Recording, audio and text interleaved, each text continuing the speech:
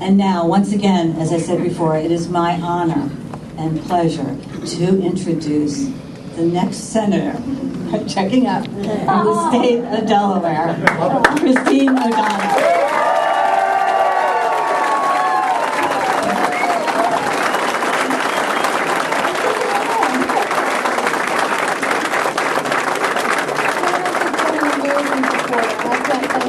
For being here. I know we planned this short notice because we've got just about a month.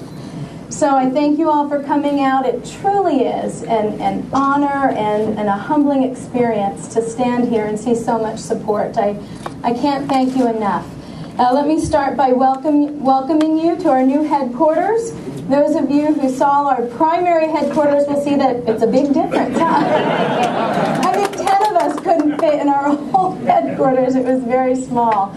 But I want to thank all of the staff and volunteers who worked tirelessly to get this operational. And while we're still settling in, getting our phones hooked up and getting the internet installed, getting this to the capacity that can support the intense labor that our campaign is going to undertake, that's because folks like Janice and all of our staff and volunteers have worked around the clock to make that happen. So thank you very much for that, very much for your commitment and everything that you're doing to make this campaign a success so that we can hit the ground running in such a short amount of time.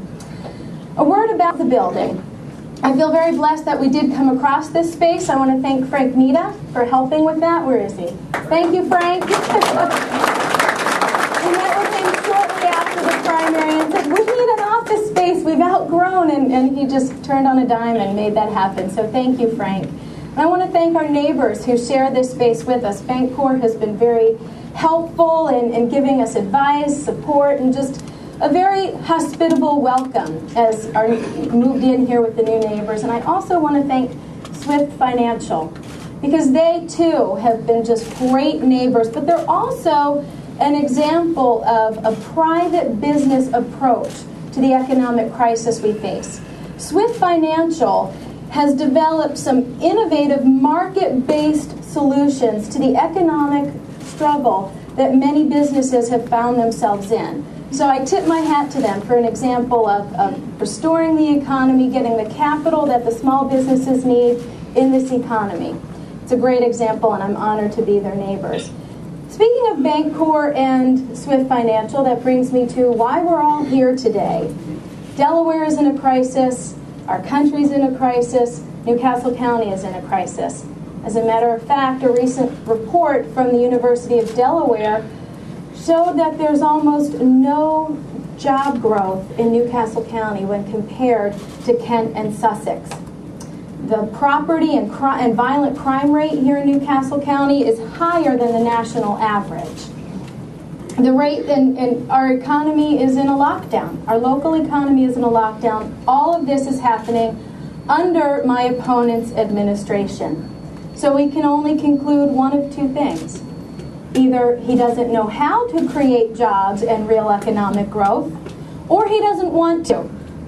Either way, he'll fit right in with his party bosses in Washington, D.C.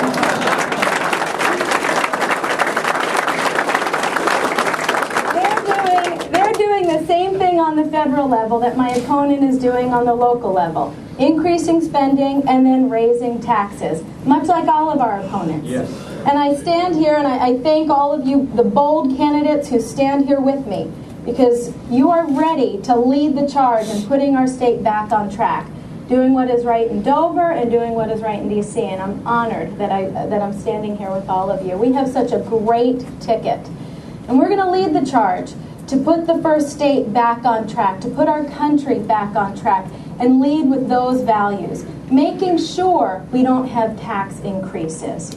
Returning to a time when government was small and families and ideas were big.